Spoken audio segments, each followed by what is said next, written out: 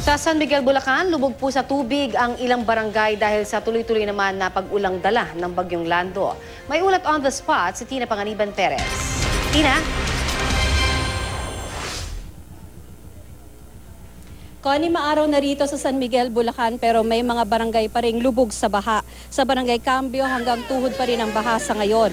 Maraming nakatira sa barangay ang naglalakad na lang pauwi o palabas ng lugar dahil maraming tricycle ang ayaw sumugal. May ilang tricycle na sumusunod sa mas malalaking sasakyang tumatawid sa baha pero may mga minalas at nauuwi sa pagtutulak ng kanilang motor. 400 pamilya o 2,000 individual ang nakatira rito sa barangay Cambio. Base sa ulat ng Municipal Disaster Risk Reduction and Management Council, 2 hanggang 3 talampakan ang lalim ng tubig dito. Ganon din kalalim sa mga barangay ng Bagong Pag-asa, Balaong, Balite, Baritan, Batasan, Biak na Bato, Buliran, Bulo Alto, Kalumpang, King Caballo, Pulong Duhat, Sakdalan, San Agustin, Santa Lucia at Santa Rita.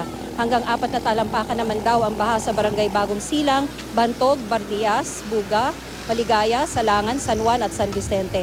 Hanggang 5 talampakan naman ang baha sa barangay Ilog-Pulo, Mandile, Pinambaran, Poblasyon, Salakot at San Jose, habang hanggang 6 na talampakan naman sa barangay Camyas. Umabot naman sa 7 talampakan ang baha sa barangay Tigpalas. Nakahanda naman ang lokal na pamahalaan na hanggang kanina ay nagre-repack ng relief goods.